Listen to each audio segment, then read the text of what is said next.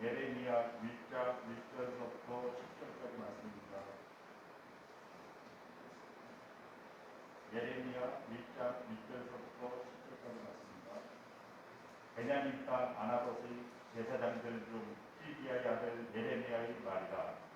아몬의 아들 유다왕 요시야가 다스린 지 13년에 여호와의 말씀이 예레미야에게 임하였고, 요시야의 아들 유다의 왕 여호야kim 시대부터 요시야의 아들 유다의 왕 시드기야의 11년 말까지 곧 5월에 예루살렘이 사로잡혀 가기까지 임하니라. 여호와의 말씀이 내게 임하니라. 이르시되 내가 너를 모태에 짓기 전에 너를 알았고, 내가 배에서 나오기 전에 너를 성별하였고, 너를 여러 나라의 선지자로 세우노라 하시고, 내가 이르되 스푸도소이다. 주 여호와여 보소서. 나는 아이라 말할 줄 알지 못하나이다 하니, 여호와께서 내게 이르시되 너는 아이라 말하지 말고 내가 너를 누구에게 보내든지 너는 가며 내가 내게 무엇을 명령하든지 너는 말할지니라. 너는 그들 때문에 두려워하지 말라. 내가 너와 함께하며 너를 구원하리라. 나 여호와의 말이니라 하시고, 여호와께서 그의 손을 내밀어 내 입에 대시며 여호와께서 내게 이르시되 보라, 내가 내 말을 내 입에 두었노라. 보라, 내가 오늘 너를 여러 나라와 여러 왕국 위에 세워 내가 그것들을 꺾고 파멸하고 넘어뜨리며 건설하고 쉽게 하였느니라 하십니다. 아멘. 일본어 중에 대덴치라는 말이 나옵니다. 근데 이 대덴치라는 말은 그 편을 가르는 데 사용하는 말로, 이 손을 위아래로 내려서 같은 모양이 나오면 같은 편이 되고 또 다른 모양이 나오면 다른 편이 됩니다. 그래서 손등은 하늘을 말하고 손바닥은 땅을 의미합니다. 우리나라에도 이런 이제 대덴치와 비슷한 이 편을 가르는 게 있는데, 그것은 그냥 한문 그대로 이 수천지라고 말합니다. 그래서 항상 이 세상이라고 하는 것은 보면 편 가르기에 항상 이렇게 급급하고, 또 그렇게 또 우리는 그렇게 살아왔습니다. 그런데 예수님께서 마가복음 4장 35절의 말씀을 보시면은 예수님께서 저편으로 가자 이렇게 말씀하십니다. 보통 이 저편이 어디냐면 대가볼리거든요. 근데 이스라엘 사람들은 저편이라는 말을 쓰지 않아요. 어떤 말을 쓰냐면 이편으로 가자, 이쪽으로 가자 이렇게 말을 해요. 그래서 저편이라는 말은 레프트라는 말을 또 쓰기도 하고요. 또 이편이라는 말은 라이트, 그래서 하나님의 의로운 오른손으로 붙들어 주신다. 그래서 항상 이스라엘 백성들이 그 습관적으로 하는 것이 뭐냐면 모든 것은 다 오른쪽에서 움직여져요. 우리가 한글을 쓸 때도 우리는 왼쪽에서 이렇게 써내려가잖아요. 그런데 시브리 말은 항상 오른쪽에서부터 거꾸로 써내려가요. 이 그들의 약속이에요. 그런데 그러다 보니까 이스라엘 백성들은, 이스라엘 자손들, 이스라엘 사람들은 이 저편이라는 말을 상당히 거북하고 상당히 그들의 언어 자체에는 없다라고 할 정도로 저편을 쓰지 않습니다. 근데 예수님께서 오셔서 마가복음 4장 35절에 우리가 저편으로 가자 이렇게 말씀하십니다. 이것은 이제 예수님께서 편가르기를 종식하시겠다는 거예요. 끝내주시겠다는 거예요. 어떻게 해요? 사람들은 대가볼리라고 하는 것은 좀 외곽지역이거든요. 그리고 외곽지역이고 또 사람 사는 것이 좀 척박하고 이러다 보니까 인정받지 못하고 또 가도 불편한 거예요. 그러다 보니까 사람들이 대가볼리로 가는 것에 대해서 이렇게 좋아하지 않습니다. 근데 주님께서는 저편으로 가자 그러셔요. 오늘 성경 본문의 이제 말씀을 좀 보시면 에레미야 당시의 사람들도 그들 역시 이 편가르기를 했습니다. 어떻게 편가르기를 했냐면 어쩌면 또 어제 우리 그 올림픽 그 게임 중에 이 아주 굵직한 게임이 있었죠. 한일전 그 배구 있었죠. 그리고 이 김연경 선수가 또 그런 말을 했더라고요. 이 무조건 일본은 우린 이겨야 된다 하면서 우리는 가위바위보를 해도 일본을 이긴다, 반드시 이긴다. 그런데 우리가 어제 이제 한일전에서 이겼어요. 우린 다 통쾌해하며 봤습니다. 근데 우리나라와 축구는요, 멕시코하고 싸웠거든요. 6대3으로 졌어요. 근데 뭐 그런 마음이 없어요. 도대체 왜 그럴까요? 편가르기예요. 더 쉽게 말하자면 올림픽 자체가 편가르기예요. 내 나라를 더욱더 이 국수적인 모습으로 가는 거죠. 그런데 예수님께서는 어떻게 하실까요? 예수님께서는 편가르기를 안 하세요. 예수님께서는 오히려 이제 복음을 이방에 흘러가게 하셔요. 그래서 그들을 이스라엘 백성들은 유대인들은 항상 유대인들만이 하나님의 아들이라고 생각했거든요. 근데 이제 예수님께서 십자가의 복음이 이방에까지 흘러가서 그들을 또 아들이라고 부르셔요. 그러니까 여러분, 우리 예수님은 이런 편가르기가 없으세요. 고린도 교회 같은 경우에도 편가르기가 심했습니다. 그러다 보니까 몸살을 앓았죠. 자, 오늘 이스라엘 백성들이 오늘 에레미야가 사역을 했을 그때 당시를 한번 생각해 보면 하나님께서 에레미야 선지자를 만나 주십니다. 만나 주셔서 그에게 주신 메시지가 뭐냐면 바벨론에 항복하라는 거예요. 근데 이스라엘 백성들은 국수주의자입니다. 유대주의자들입니다. 그러다 보니까 우리에게는 성전이 있는데 저들은 분명히 하나님이 우리와 함께 하시기 때문에 우리는 저들에게 항복할 이유가 없다는 것입니다. 그런데 에레미야 선지자를 통해서 하나님께서는 계속 말씀을 주십니다. 너희들은 너희 죄악으로 이미 팔렸다는 거예요. 그리고 너희들은 항복해야 된다는 거예요. 그런데 이스라엘 백성들은 끝까지 항복하지 않습니다. 무엇을 의미할까요? 그들은 하나님 편에 서지 못했습니다. 하나님 편에 서지 못함으로 인해서 어떻게 됩니까? 여러분, 하나님의 뜻이 우리의 뜻이 돼야 되는데 그들은 그들의 뜻이 하나님의 뜻으로 끌고 오고 있었던 거죠. 쉽게 말할게요. 하나님의 뜻을 버린 것입니다. 좀 더 비약해서 말하자면 하나님의 뜻을 뭉개버린 것입니다. 결국 그 결과는 아주 비참하게 결과가 맺게 되어집니다. 바벨론에게 짓밟히게 되죠. 하나님 편에 설 때 하나님께서 저와 여러분을 도와주심을 믿으시기 바랍니다. 이스라엘은 하나님 편에 서지 않았습니다. 에레미야가 사역했을 때가 주전 8세기, 그러니까 예수님 오시기 800년 전에 이 에레미야는 사역을 했는데 그는 그 누구와 동시대의 인물이었냐면 에스겔 선지자와 동시대의 인물이었습니다. 그러다 보니까 그 역시 이 제사장 가문이었고 에레미야는 요시야 왕 13년과 주전 627년경, 그러니까 처음 하나님께로부터 말씀을 받고 사역이 시작이 됐습니다. 그리고 유다는 이제 멸망을 당하게 되면서 이 바벨론에서는 이제 그 총독을 그달리아라고 하는 사람을 이 유다의 총독으로 세우게 됩니다. 그러니까 섭정하는 거죠. 섭정하는데 유다의 피를 가지고 있고 바벨론의 이 항상 친바벨론 성격을 가지고 있는 사람을 총독으로 딱 세워놔요. 그리고 나서는 이제 이스라엘을 다스리기 시작을 했습니다.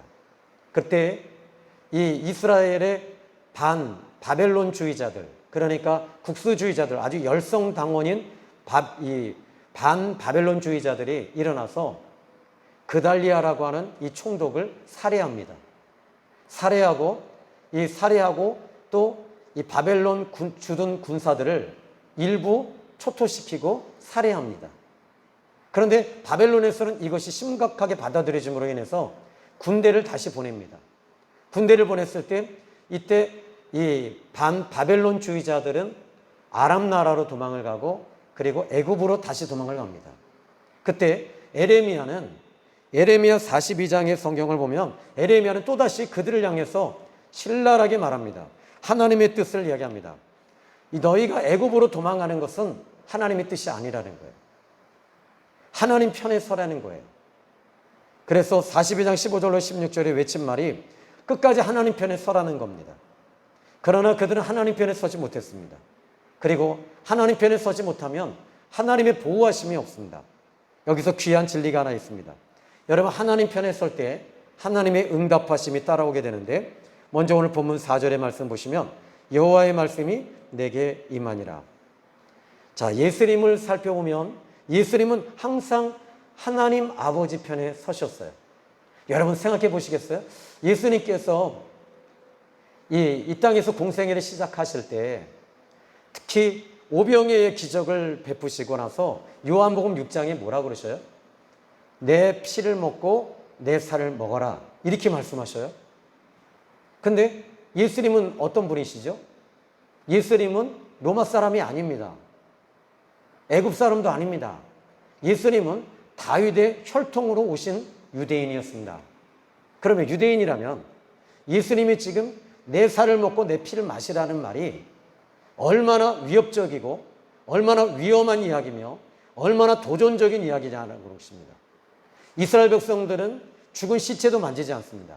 그리고 그는 피째 먹지 마라. 레위기서의 성경 보면 모든 짐승을 피를 먹으면 안 된다. 피는 생명이다라고 했거든요. 근데 예수님이 오셔서 내 피를 먹으라는 거예요. 내 살을 먹으라는 거예요. 이게 요한복음 6장 53절입니다. 그러면 이 예수님께서 내 살과 내 피를 마시라는 말은 쉽게 말하자면 예수님의 십자가의 피를 상징하는 것이고 예수님의 말씀을 상징하는 것이거든요. 그럼에도 불구하고 그들은 이제 이 요한복음의 성경을 보면 그들이 모두 다 예수님을 제자들까지 다 떠나버려요. 왜? 이건 예수님 쫓아다니면 이건 이상해지는 거고 이단이 되는 것이거든요. 그러다 보니까 제자들이 모두 다 떠나버렸을 때 예수님께서 베드로에게 묻습니다. 시몬에게 너도 나를 떠나려 하느냐라고 했을 때 베드로가 무슨 말하죠? 하나님의 말씀이 여기 계시오니 내가 어디로 가오리까? 이것이 바로 베드로가 한 말입니다. 여러분, 오늘 저는 여러분이 하나님 편에 서는 거예요. 예수님은요 하나님 편에 서셨어요. 하나님 편에 서셔서 지금 당신의 살과 당신의 피를 주시길 원하고 계셔요. 여러분, 예수님께서 특별히 안식일 날 이 손마른 사람을 고쳐줍니다. 그런데 유대인들은 어떻게 하죠? 움직이지 않습니다. 그럼에도 불구하고 예수님은 하나님 편에 서셨어요. 심지어 하나님 편에 서신 것에 대해서 성경은 이렇게 말합니다. 나와 아버지는 하나이다, 이렇게 말씀하십니다. 여러분, 우리가 신앙생활에 있어서 하나님 편에 선다는 건 이건 정말 중요한 것입니다. 그런데 하나님 편에 설 때 여러분이 내려놓지 않으면 안 돼요. 내 주장과 내 고집과 내 생각이 항상 따라오게 되어 있죠. 그럼에도 불구하고 이 에레미야는 하나님 편에 선 사람이었습니다. 하나님 편에 섰을 때 오늘 본문의 말씀을 보시면 이 2절에 여호와의 말씀이 내게 임하니라. 자, 하나님의 말씀이 그에게 임하였습니다. 하나님의 말씀이 그때 들려지기 시작하는 거예요. 여러분, 하나님 편에 섰을 때 하나님의 말씀이 들려지고 하나님의 뜻을 따라 가게 되어 있습니다. 그러나 하나님 편에 서지 못했을 때는 좁은 문, 좁은 길, 생명의 문이 안 보여요. 넓은 문, 넓은 길을 향해서 가는 거예요. 다 내 모든 것들을, 신앙생활을 내 주관으로 모든 것을 생각하고 내 편에서 모든 것들을 풀어 해석하고 내가 유리한 대로 가는 거죠. 그래서 여러분, 예수님 믿는 길은 좁은 문, 좁은 길을 향해 가는 것임을 믿으시기 바랍니다. 자, 먼저 이 에레미야가 이제 사역을 했을 때 그는 이렇게 성경은 이야기합니다. 먼저 4절에 5절에 내가 너를 모태에 짓기 전에 너를 알았고 네가 배에서 나오기 전에 너를 성별하였고 너를 여러 나라의 선지자로 세워주셨다. 이렇게 세웠다, 이렇게 말씀하십니다. 그러면 모태에서 그가 생기기 전에 이미 하나님께서는 이 에레미야를 알고 계신다라는 겁니다. 여러분, 여기서 오늘 이 말씀이 저는 위로가 됩니다. 오늘 여러분의 처지와 환경을 하나님은 알고 계신다는 거죠. 누구를요? 바로 선택받은, 구원받은 하나님 편에 선 사람들을 하나님은 지금 알고 계신다는 거예요. 그러니까 어떻게 하시죠? 하나님이 간섭하시고 개입하시는 거죠. 여러분, 여기서 하나님께서 내가 너를 안다라는 말은 머리카락부터 너의 뼛속 깊숙한 심장, 그 영혼까지 내가 알고 있다라고 말씀하고 계시는 겁니다. 그래서 하나님께서 여러분이 지금 처해 있는 환경까지도 하나님은 알고 계셔요. 이것이 오늘 우리에게 큰 위로가 되는 겁니다. 하나님이 나를 알고 계신다. 성경에서는 이 요한복음 2장 24절로 25절에 예수님께서 말씀하시죠. 이 많은 사람들에게 우리 예수님은 모든 사람을 친히 아심으로 그랬어요. 그들에게 가르침을 받을 필요도 없고 그들의 말을 들을 필요도 없으셨다라고 말합니다. 우리 주님은 모든 사람을 알고 계십니다. 저와 여러분을 알고 계십니다. 여러분의 아픔도 알고 계십니다. 여러분의 고통도 알고 계십니다. 우리는 성경의 말씀을 보시면은 이제 요한복음 8장의 말씀을 보시면 가늠 중에 잡힌 그 여인을 우리 예수님은 또 알고 계셨던 거죠. 우리 주님은 알고 계십니다. 삭개오를 알고 계셨습니다. 여러분, 오늘 저와 여러분 우리 주님이 알고 계시면서 알고 끝내는 것이 아니라 우리 주님은 다가오시는 거예요. 다가오셔서 여러분에게 말씀을 주십니다. 내 편에 서라. 네가 내 편에 서야 된다. 네가 나를 붙잡아야 된다라고 주님 말씀하고 계십니다. 그렇습니다. 오늘 여러분이 처해 있는 아픔, 상처, 이 코로나의 위기 속에서도 이 자리에 나와 예배드리는 여러분을 우리 주님은 알고 계십니다. 자, 오늘 성경에 이렇게 말씀하십니다. 너를 성별했다. 그리고 내가 알았다. 너를 여러 나라의 선지자로 세웠노라 말씀하고 계십니다. 그렇습니다. 여러분, 하나님을 만날 때 여러분 이 에레미야의 모습을 생각해 보십시오. 내가 너를 모태에서 나오기 전까지 내가 너를 이미 알고 내가 너를 성별했노라. 내가 너를 선지자로 세웠노라. 하나님은 왜 우리를 이렇게 세우실까요? 왜 우리를 알고 계실까요? 하나님께서 우리를 세우시길 원하시는 것입니다. 하나님의 자녀로 또는 하나님의 사명자로 하나님의 사역자로 하나님께서 여러분들을 세우고 계심을 믿으시기 바랍니다. 그렇습니다. 오늘 우리 생명의 샘 교회는 또 세워져야 합니다. 어떻게 세워집니까? 하나님의 사명자로 하나님의 뜻을 전하는 사람들. 그렇다면 하나님의 뜻을 전하는 사람들은 어떤 사람들일까요? 하나님 편에 선 사람들입니다. 하나님 편에 선 사람들이 하나님 편에 서게 만드는 것 아니겠습니까? 여러분이 하나님 편에 섰을 때 여러분이 하나님의 시야와 하나님의 시각과 하나님의 마음을 품게 되는 거지요. 하나님의 시야와 하나님의 마음을 품지 못한다는 것, 이것은 내 생각과 내 마음을 품고 여러분 주의 일을 할 수 있겠습니까? 이것은 한계가 옵니다. 그러나 하나님의 마음을 품고 하나님의 시각이 우리 안에 임할 때 이것을 성경은 이야기합니다. 우리 예수님께서는 성령이 너희에게 임하여야 된다고 말씀하십니다. 성령이 우리 안에 임하실 때 하나님의 마음을 품고 하나님의 시야를 가지고 세상을 바라볼 때 세상이 일그러져 있으며 틀어져 있으며 찢겨져 있으며 상처받은 그들을 향해 우리는 나가야 되는 것입니다. 어떻게 해요? 아픈 마음으로. 주님은 지금도 아픈 마음으로 그들을 향해 나가십니다. 나가셔서 그들을 향해 주님은 말씀하십니다. 수고하고 무거운 짐진 자들아 내게로 와라. 예수님 앞에 나오라는 거예요. 예수님 앞에 나와서 보니까 무엇이 보여요? 짓이겨져 있는 예수님을 보는 거지요. 짓이겨져 있는 하나님을 보는 거지요. 찢겨져 있는 하나님을 보는 거지요. 만신창이 되신 그 하나님을 우리는 보는 거예요. 왜 하나님이 이렇게 짓이겨져야 할까? 왜 하나님이 이렇게 찢기셔야 할까? 왜 하나님이 이렇게 상처를 받으셔야 할까? 왜 하나님이 이렇게 채찍을 맞으시고 온몸 전체에 피멍이 들으셔야만 할까? 그것은 저와 여러분을 사랑해서입니다. 이제 그 마음을 우리는 품고 나가야 되는 거죠. 전에는 내가 불쌍했습니다. 그러나 이제 내가 예수 그리스도를 믿고 내가 치유되고 회복이 되니 다른 사람을 바라볼 때 그 영혼이 불쌍하고 그 영혼이 찢겨져 있는 마음을 보며 우리는 울면서 그들을 향해 신음하며 같이 기도하게 되는 거지요. 이것이 진정 주님의 마음을 품은 사람들의 모습임을 믿으시기 바랍니다. 에레미야의 사역은 하나님을 만나면서 시작이 됐습니다. 오늘 8월 첫째 주, 첫째 날, 이 메시지를 준비하면서 하나님을 만난다는 건 어쩌면 여러분 신나는 일이지요. 그런데 여기에 이 에레미야 1장을 보십시오.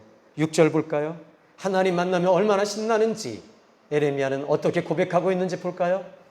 한번 6절 같이 한번 읽어봅니다. 시작.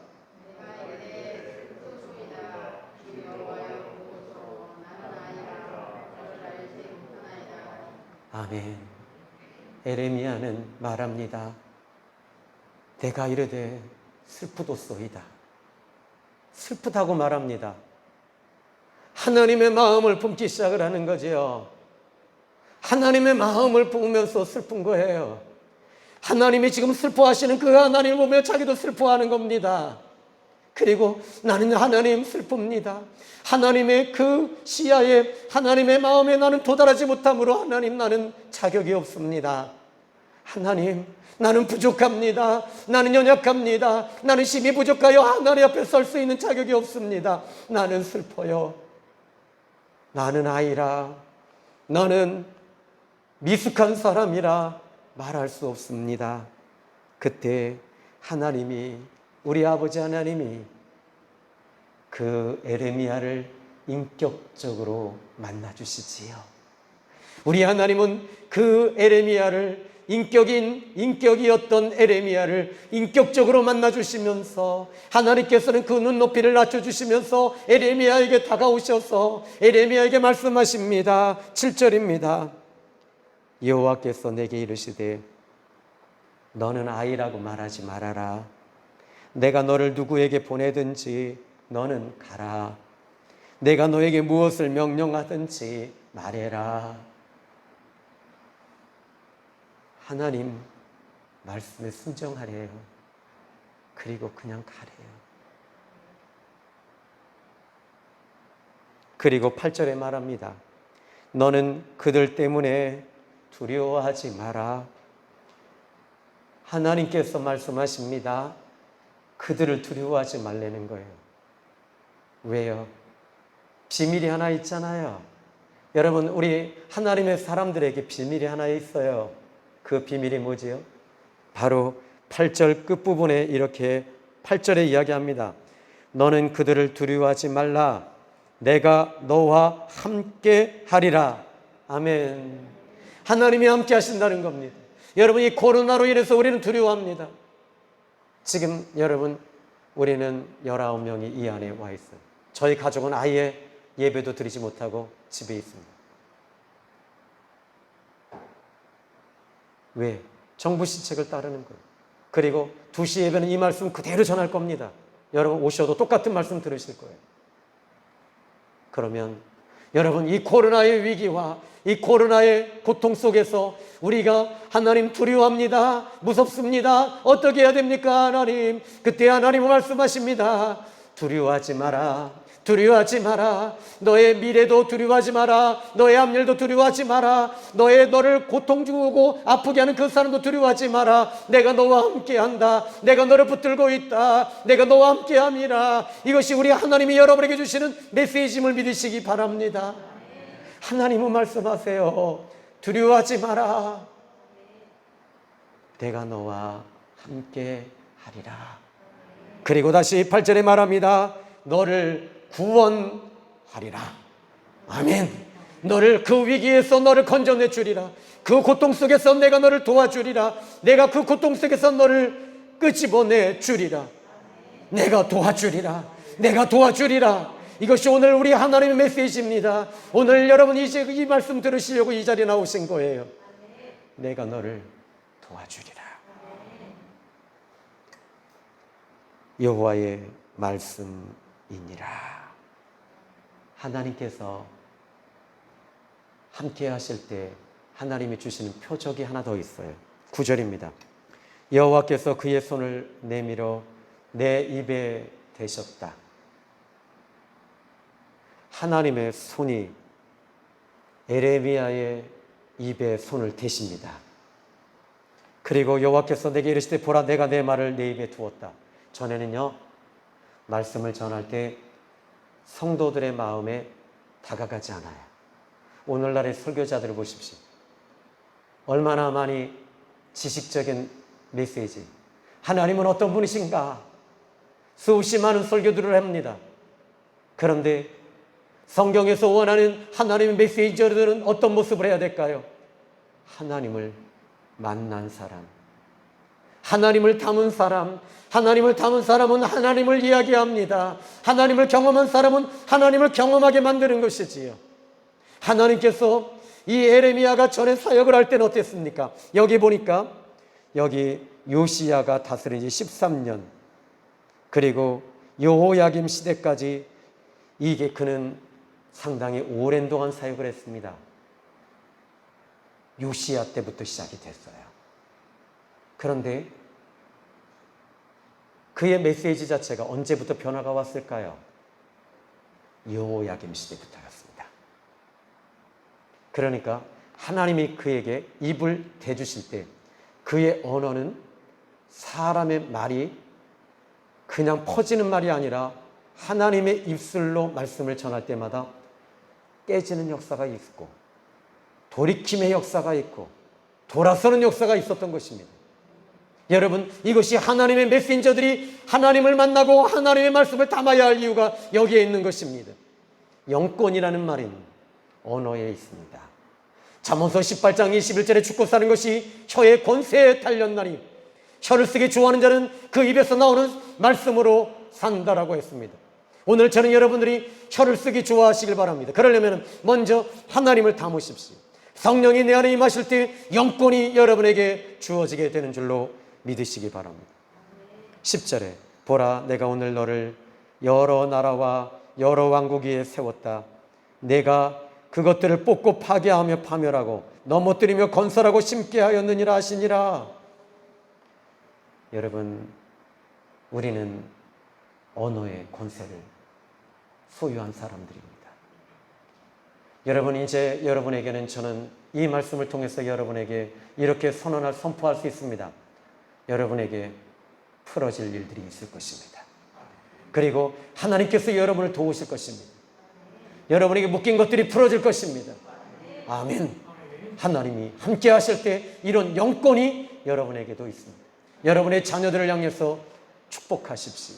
하나님이 너를 축복해 주시리라. 네가 하나님 편에 섰을 때 축복하시리라. 네가 하나님 편에 서지 아니했을 때는 너는 저주다. 네가 돌이켜야지 산다. 하나님 편에 서라.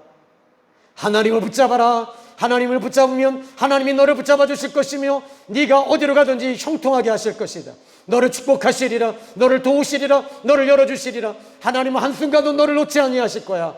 내 아들아, 내 아들아, 하나님이 너와 함께 하신다.